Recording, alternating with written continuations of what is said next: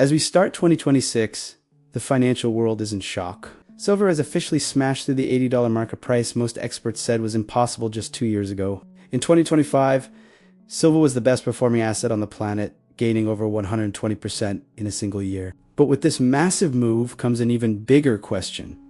Is this a speculative bubble about to pop? Or are we witnessing a once-in-a-century hyper-rally that could take us to $200? Today, we're looking at the hard data, the history of past crashes, and the math behind the $200 prediction. To know where we are going, we have to look at 1980. This was the first true hyper-rally. Two billionaire brothers, Nelson and William Hunt, tried to corner the market by buying up every ounce of physical silver they could find. They pushed the price from $6 to nearly $50 in just a few months. But here's the fact most people miss. If you adjust that $50 peak for inflation in today's $26, silver would need to be roughly $185 just to match that era. By that logic, even at $80, silver isn't expensive. It's actually still cheap compared to the 1980 frenzy. The 1980 rally ended because regulators changed the rules of the stock exchange to stop the hunts. It was an artificial rally. But what's happening today in 2026 is driven by something the government cannot change. A massive physical shortage. In the past, silver was just poor man's gold.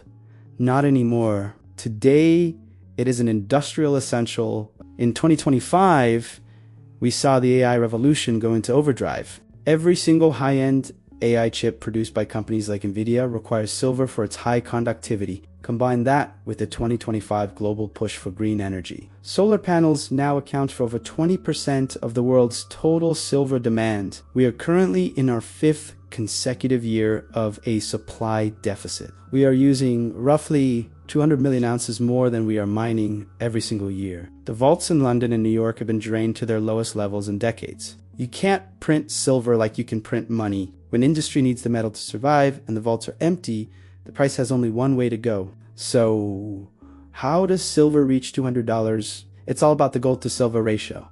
For thousands of years, this ratio was 15:1. During the 20th century, it averaged about 50, with gold currently trading near $3,200 an ounce here in early 2026. A return to a 15:1 ratio would put silver at over $210 per ounce. Even a modest move to a 30:1 ratio, which we've seen in every major bull market, puts the price well over $100.